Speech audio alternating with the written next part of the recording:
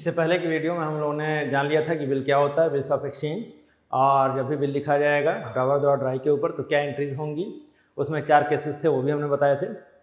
और इसमें आज हम लोग पढ़ेंगे आज की इस वीडियो में डिसऑनर ऑफ बिल। डिसऑनर जैसे मान लिया कि जैसे हम चेक किसी से पाते हैं और person at the point time of payment करना, जब चेक का डेट होता है जिस दिन हम पैसा निकालने जाते हैं, अगर वो पर्सन के अकाउंट में पैसा नहीं है तो चेक क्या हो जाता है, बाउंस हो जाता है। तो जैसे चेक डिसऑनर होता है वैसे बिल का भी डिसऑनर का एंट्री है। ठीक है, अब ध्यान देना, अगर ड्रॉई जिसको पैसा पे करना है, ड्रॉई ने हमें बिल दे दिया, बिल की मैच्योरिटी है 3-4 महीने की, मान लिया 3 महीने की है, और बिल हमारे पास है, वो पैसा हमको कब मिलेगा, 3 महीने के बाद। अब eight the time of maturity हम बिल का पैसा अमाउंट निकालने जाते हैं अगर, और ड्रॉई वो पैसा नहीं पे कर पा रहा है, ठीक, तो उस कंडीशन में बिल क्या हो जाएगा, डिसऑनर। और अगर बिल डिसऑनर होता है तो बिल तो कैंसिल हो ही जाएगा, ड्रॉई हमारा फिर से क्या हो जाएगा, डेटर हो जाएगा, यानी हमको फिर से उससे पैसा लेना रहेगा, और बिल कैंसिल होगा तो बिल अब हमारा एसेट नहीं रह जाएगा। जब हम पा जाते हैं बिल ड्रॉई से तो बिल ही हमारा क्या हो जाता है, बिल से हमारे लिए क्या हो जाता है, एसेट हो जाता है। तो अब हमारा ड्रॉई जो है वो फिर से एसेट हो जाएगा और बिल कैंसिल होगा, तो उसकी एंट्री तो हम लोग समझ लेंगे। और इसके साथ साथ एक चीज़ और होती है, नोटिंग चार्ज किया जाता है अगर बिल डिसऑनर होता है। तो ये चार्ज एक्चुअल में पे करना रहता है जो बिल होल्डर के को, जो बिल को जा रहा है बिल का पैसा निकालने बैंक से, ठीक है। तो जो भी होल्डर होता है, होल्डर ऑफ बिल, उसी को नोटिंग चार्ज का पेमेंट करना पड़ता है, लेकिन एक्चुअल में ये एक्सपेंस किसका होता है, ड्रॉई का, ठीक। तो अब यहाँ पे ये एक्सपेंस ड्रॉई को बाद में बियर करना होता है, अभी फिलहाल के लिए ड्रावर जो है वो नोटिंग चार्ज का पेमेंट करेगा, ठीक। तो यहाँ पे डिसऑनर के केस में ये होता है, अगर ड्रॉई एबल नहीं है बिल का अमाउंट देने के लिए मैच्योरिटी डेट पे, तो बिल क्या हो जाएगा, डिसऑनर। और डिसऑनर केस में नोटिंग चार्ज का पेमेंट करना पड़ेगा, कौन पे करेगा, होल्डर ऑफ द बिल, यानी अगर ड्रावर के पास बिल है तो ड्रावर ही पे करेगा, और बिल क्या हो जाएगा, कैंसिल, ठीक। अब ध्यान देना, एंट्रीज क्या होंगी, देखो बिल की प्रॉपर्टीज़ में है कि बिल को ए अपने पास at the time of maturity अगर रखता है तो ए ही बिल का पैसा up to the time of maturity अगर ए रखता है बिल, तो बिल का पैसा किसको मिलता है, ए को मिलता है। ए मतलब ड्रावर, यहाँ ड्रावर कौन है, ए, ठीक। तो अब बिल ये रिसीव कर चुके हैं बी से, अब मैच्योरिटी के समय अगर बी पैसा दे देता है बिल का, तो इनको बिल का अमाउंट मिल जाता है, इनके पास पैसा आ जाता, ये एंट्री करते बैंक अकाउंट डेबिट, और पैसा किससे रिसीव करते हैं, बिल से, ठीक। लेकिन अब मैच्योरिटी के समय बिल क्या हो गया, डिसऑनर, ठीक। तो अब बिल तो कैंसिल हो ही जाएगा, बिल अब हमारा एसेट रहेगा नहीं, बिल क्या हो जाएगा, कैंसिल। और ये पैसा इनको लेना किससे रहेगा, बी से, तो बी फिर से इनके क्या हो जाएंगे, डेटर। आ रहा समझ में, एंट्री हो जाएगी B account debit to B R, और इनको पे करना पड़ेगा नोटिंग चार्ज। नोटिंग चार्ज का पेमेंट करेंगे तो इनके पास से पैसा जाएगा, एंट्री क्या होगी, टू कैश। आ रहा समझ में, B debit to B R to cash. यहाँ पे बी फिर से इनका डेटर हो जाएगा, इनको अब पैसा लेना रहेगा बिल का भी और नोटिंग चार्ज का भी। किससे पैसा लेंगे, ये बी से, और बिल कैंसिल हो गया, बी आर क्रेडिट, और इनको पैसा पे करना रह रहा है, तो ये क्या जा रहा है इनके पास से, कैश, ठीक। इनके बुक में क्या एंट्री होगी, ड्रॉई के बुक में बिल तो कैंसिल हो जाएगा, अभी तक इनके ऊपर लाइबिलिटी जो थी वो किसकी थी, बिल की, बिल का ये पेमेंट कर दिए होते तो पैसा इनके पास से चला जाता, एंट्री हो जाती बीपी डेबिट टू कैश। लेकिन अब बिल कैंसिल हो रहा है, बिल कैंसिल हो गया, लाइबिलिटी इनकी खत्म हो गई, बिल की लाइबिलिटी अब इनकी खत्म हो गई। इनके लिए नोटिंग चार्ज जो पे किया ए, वो इनके लिए एक्चुअल में क्या है, एक्सपेंस, वो एक्सपेंस को क्या करेंगे, अपने में डेबिट करेंगे, अपने बुक्स में। नोटिंग चार्ज डेबिट हो गया, और ये पैसा इन्हें पे किसको करना है, ए को, ए जिनसे इन्होंने पैसा लिया था। तो अब ए ही इनका फिर से क्या हो जाएगा, क्रेडिटर, यानी इनकी लाइबिलिटी बढ़ जाएगी किसके रूप में, ए के रूप में। तो एंट्री हो जाएगी BP debit noting charge debit to A. ये हो गया कब, अगर बिल को ए रिटेन करता है, रखता है अपने पास up to date of maturity. Bill की प्रॉपर्टी दूसरी क्या थी, अगर ए को पैसा की ज़रूरत है मैच्योरिटी से पहले, तो वो क्या कर सकता है, बिल को डिस्काउंट करा सकता है, कहाँ से, बैंक से। ये एंट्री हम लोग पहले भी जान चुके हैं। अगर हम बैंक से डिस्काउंट करा लेते हैं बिल, तो पैसा हमको बैंक दे देता है, और डिस्काउंट चार्ज काटने के बाद, डिस्काउंट चार्ज हम पहले ही बता चुके हैं, फिर से बता दे रहे हैं जो भी from the date of discounting the bill up to date of maturity, जो टाइम पीरियड इंटरेस्ट का होता है उस टाइम पीरियड के तक के लिए कि जो भी इंटरेस्ट होता है वो इंटरेस्ट डिस्काउंट चार्ज के रूप में बैंक क्या करता है, काट लेता है। बिल का पेमेंट करते हैं इससे पहले अगर बिल डिस्काउंट कराया गया मैच्योरिटी से पहले तब। तो यहाँ पे ए ने बिल को डिस्काउंट करा लिया बैंक से, पैसा मिल गया डिस्काउंट चार्ज काटने के बाद, और बिल कैंसिल हो गया। बिल अब किसके पास है, बैंक के पास। अब इसके बुक में तो इसकी कोई एंट्री नहीं होगी। अब मैच्योरिटी के समय बिल क्या हो रहा है, डिसऑनर हो जा रहा है। तो अब ए ने बिल का पैसा ले लिया था बैंक से, बी को पैसा पे करना था, बैंक को पैसा मिल जाता अगर बी पैसा दे देता तब, लेकिन बिल डिसऑनर हो गया। बिल डिसऑनर हो गया तो बैंक किसके पास पैसा मांगने आएगा, ए के पास, क्योंकि उसने पैसा पे किसको किया था, ए को। तो ए को पूरा का पूरा बिल का अमाउंट पे करना पड़ेगा।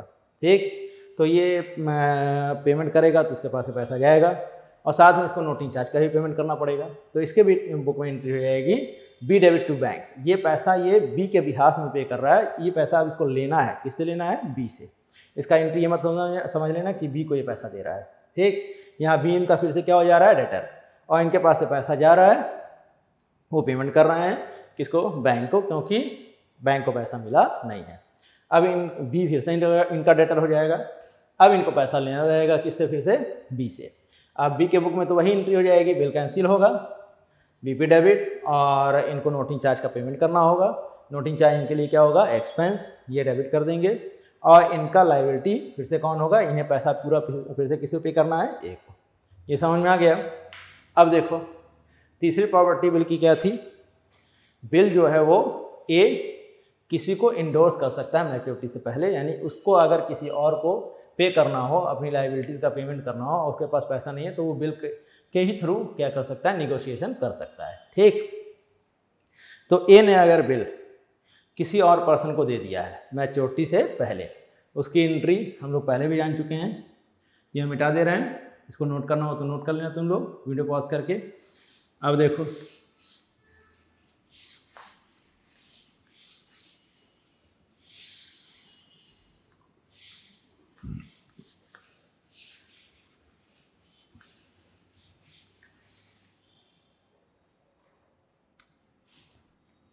in the books of A,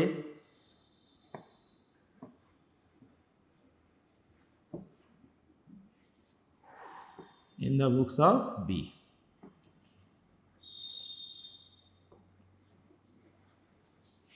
एक तीसरा पर्सन हम ले रहे हैं सी, इन द बुक्स ऑफ सी। सी जिसे ए जो है वो बिल इंडोर्स करेगा। यहाँ देखो सी कौन है, इंडोर्स सी। अब ध्यान देना, बी ने ए को बिल दिया है और ये बिल ए किसी पे कर दे रहा है, किसी को दे रहा है, सी को। When bill is endorsed to C, bill endorsed to C, तो एंट्री हो जाएगी C debit to B R, entry हो गई और सी को बिल मिल जाएगा। इसे बिल किससे मिलेगा, रिसीव्ड फ्रॉम ए।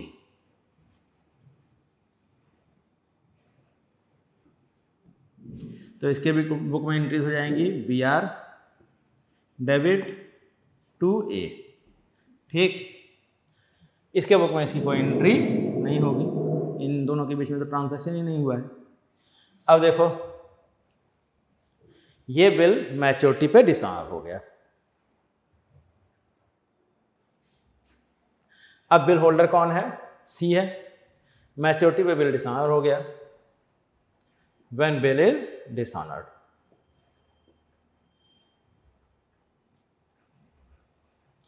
तो जो एट मैच्योरिटी पे बिल क्या हो गया, डिसऑनर हो गया। तो अब क्या होगा, वही एंट्री जो ए कर रहा था, अब एंट्री कौन करेगा, वही सी। ये बिल कैंसिल करेगा, बिल कैंसिल होगा। अब इनको पैसा लेना रहेगा दोबारा किससे, ए से। ए इनके फिर से डेटर हो जाएंगे और बिल कैंसिल हो गया और ये ए के बिहाफ में पेमेंट करेगा किसका, नोटिंग चार्ज का पेमेंट कर दिया। ये किस चीज़ का पेमेंट करेगा, नोटिंग चार्ज का। ठीक, बिल कैंसिल होगा इनके बुक में मैच्योरिटी के समय क्या एंट्री हो जाएगी, वही जो पहले हुई थी।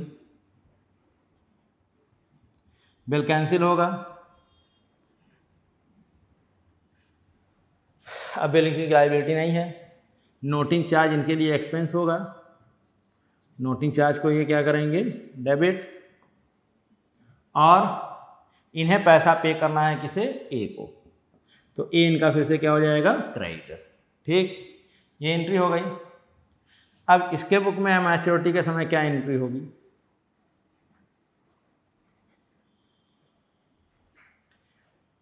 इनको पैसा लेना है, किससे लेना है, बी से, तो बी इनके क्या हो जाएंगे, डेटर, और इन्हें पैसा पे करना है किसको, सी को, सी इनके क्या हो जाएंगे, क्रेडिटर। तो एंट्री हो जाएगी बी डेबिट और to C, B debit to C. इनको बिल का तो पैसा लेना ही है, साथ में नोटिंग चार्ज का भी पैसा लेना है, किससे, बी से, और यही पे करना है किसको, सी को, तो इनके लिए फिर से बी डेटर हो जाएंगे और सी इनके क्या हो जाएंगे, क्रेडिटर। यहाँ amount bill plus noting charge दोनों जोड़ के लिखेंगे। ये समझ में आ गया। अगर बिल को इंडोर्स करते हैं ए सी को, तो ये एंट्री हो जाएंगे eight the time of December. ठीक, लास्ट प्रॉपर्टी जो बिल की हम लोगों ने पढ़ी थी, बिल को ये बैंक में भेज सकते हैं किसके लिए, कलेक्शन के लिए। अब देखो,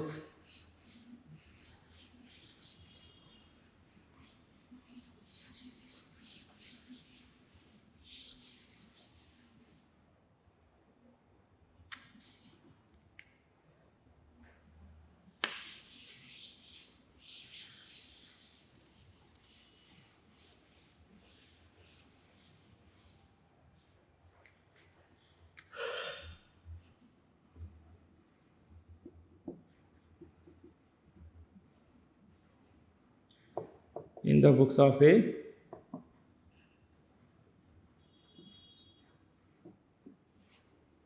in the books of B,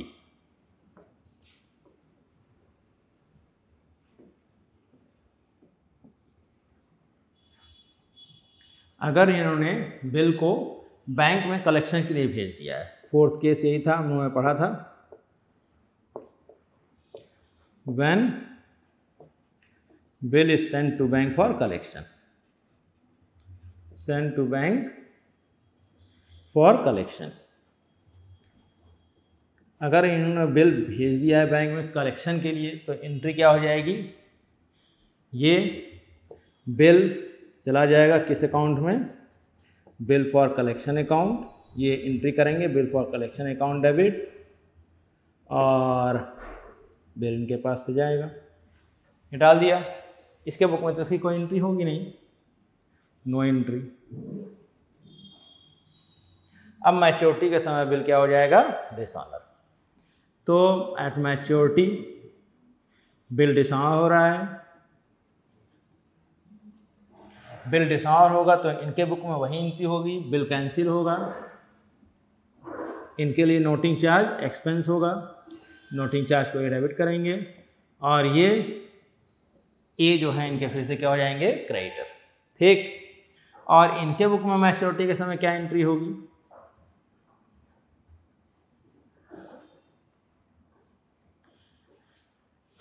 bill तो कैंसिल होगा ही, ये बिल पहले ही अपना क्रेडिट कर चुके हैं, अब बिल कैंसिल होगा तो बिल फॉर कलेक्शन अकाउंट ये क्या करेंगे, क्रेडिट करेंगे, बिल की जगह क्या क्रेडिट करेंगे, बिल फॉर कलेक्शन अकाउंट, और इनको पैसा लेना रहेगा किससे, बी से, बी डेबिट और bill for collection account credit हो जाएगा, बिल फॉर कलेक्शन, और इनको पे करना रहेगा किसका अमाउंट, नोटिंग चार्ज का। ये एंट्री हो जाएगी ए के बुक्स में और ये बी। यही चारों प्रॉपर्टीज थी बिल की। तो डिसऑनर अगर बिल का होता है तो क्या एंट्री होगी, ये तो समझ में आ गया। अब देखो, डिसऑनर के बाद बिल का रिन्यूअल अगर हो रहा है, ठीक, तो रिन्यूअल के केस में in case of renewal of bill,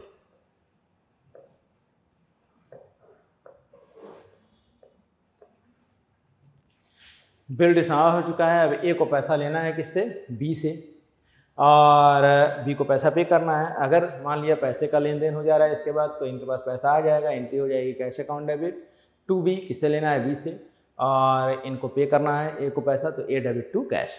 लेकिन पैसा तो था नहीं, पैसा होता तो बिल डिसऑनर ही नहीं होता।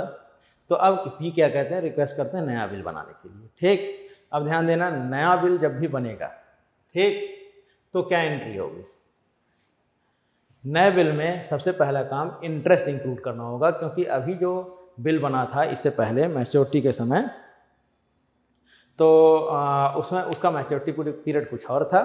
अब नया बिल बनाया जाएगा तो उसका मैच्योरिटी पीरियड कुछ और होगा। ठीक, तो पुराने बिल में तो पुराना इंटरेस्ट इंक्लूडेड होगा। अब नया बिल जो बनेगा उसमें मान लिया कि 4 महीने का नया बिल बनाया जा रहा है, तो वो 4 महीने का इंटरेस्ट अलग से नए बिल में इंक्लूड करना होगा। ठीक, तो उसकी एंट्री क्या होगी, देखो इंटरेस्ट रिन्यूअल ऑफ बिल के केस में क्या होगा, जो भी नया बिल बनाया जाएगा वो नए पीरियड के बनाया जाएगा, उस नए पीरियड में इंटरेस्ट इंक्लूड करना होगा, क्योंकि अभी तक जो बिल का मैच्योरिटी पीरियड था उसमें इंटरेस्ट पुराना इंक्लूडेड होगा, लेकिन अब नया बिल बन रहा है, मान लिया 3-4 महीने एक्स्ट्रा पीरियड और मांगा ड्राई ने से, तो नया बिल बनाया जाएगा, उस बिल में नए बिल में इंटरेस्ट इंक्लूड करेगा नए पीरियड का। ठीक, जो भी रेट से चाहे इंटरेस्ट ये उस रेट से इंटरेस्ट इंक्लूड कर सकता है। तो यहाँ पे ये इंटरेस्ट ड्यू करेगा पहले। ठीक, तो एंट्री जब इंटरेस्ट ड्यू करने की होगी तो ये इंटरेस्ट इनके लिए क्या होगा, इनकम होगा, इनकम को क्रेडिट करेंगे, इंटरेस्ट ये लेना किससे रहेगा, बी से, तो एंट्री हो जाएगी बी डेबिट टू इंटरेस्ट। और इसके बुक में क्या एंट्री होगी, इसकी इंटरेस्ट इनके लिए एक्सपेंस होगा, तो इंटरेस्ट डेबिट टू ए, ये हो गई एंट्री। अब नया बिल बनेगा, when new bill is prepared, new bill is drawn and received, तो एंट्री फिर से वही हो जाएगी जो हम लोग पहले कर रहे थे, बी आर डेबिट और टू बी, और इनके बुक में एंट्री हो जाएगी ए डेबिट और टू बी पी। ठीक, इस बिल में जो पुराना बिल था वो तो इंक्लूडेड रहेगा ही, नोटिंग चार्ज का अमाउंट इंक्लूडेड रहेगा प्लस ये जो इंटरेस्ट है, आ रहा समझ में, ओल्ड बिल का amount plus noting charge plus interest, ये तीनों अमाउंट जोड़ के नया बिल क्रिएट किया जाएगा। फिर इसके बाद ये बिल मैच्योरिटी पे अपना मेट हो जाएगा तो पैसा मिल जाएगा, नहीं होता है तो फिर से डिसऑनर होगा, डिस्काउंट कराएं, जो एंट्रीज पुरानी थी वही फिर से होती जाएंगी। ठीक, तो ये तो समझ में आ गया होगा। अब इस पर हम लोग क्वेश्चन देख लेंगे इन सारे केसेस पे, ताकि ये सारी एंट्रीज और क्लियर हो जाएं, और वो क्वेश्चन हम बताएंगे आपको अगले वीडियो में।